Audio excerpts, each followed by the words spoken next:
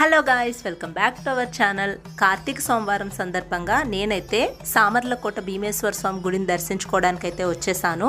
ఇది పంచారామ క్షేత్రాల్లో ఒకటి.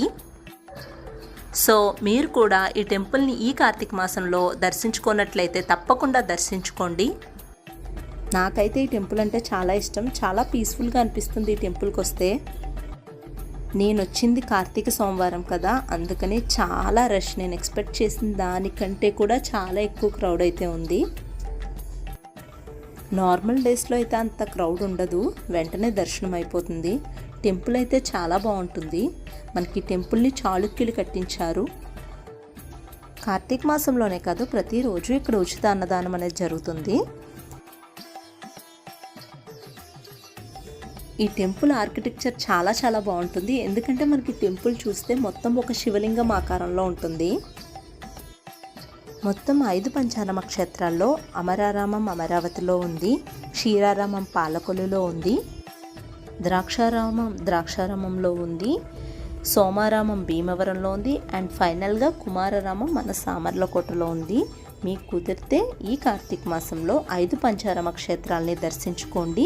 లేకపోతే మన కాకినాడకి దగ్గరలో ఉన్నటువంటి సామర్లకోట, ద్రాక్షారామం దర్శించుకోండి. ఇక్కడ కోనేరులో ఉన్న నీరు తెచ్చి అక్కడ ఉన్న శివలింగానికి అభిషేకం చేస్తే 108 విందులు వాళ్ళ మనసులో ఉన్న కోరికల ఈశ్వరుడు తీరుస్తాడని చాలామంది భక్తులకి నమ్మకం. దర్శనంలో ఎంత హెవీ క్రౌడ్ ఉందో కోనేరు దగ్గర కూడా అంతే క్రౌడ్ ఉంటుంది. సో 108 కుదరని వాళ్ళు ఒక 3 బిందెలు తెచ్చిపోయండి, శివుడికి అభిషేకం చేయండి.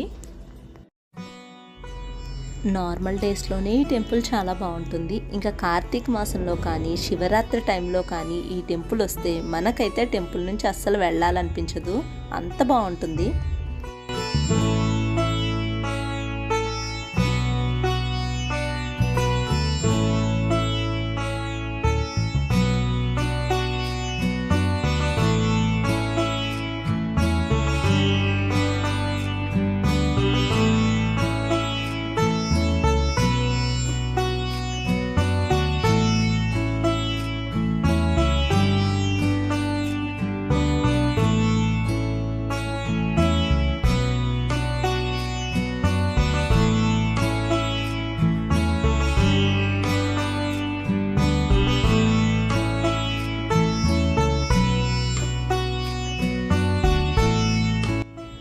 సో ఈ వీడియో కనుక మీకు నచ్చినట్లయితే ప్లీజ్ లైక్ చేయండి and please subscribe my channel. Thanks for watching. ఇక్కడ చాలా మూవీ సాంగ్స్ షూటింగ్ జరిగింది, అవేంటో మీకు తెలిస్తే కామెంట్ చేయండి.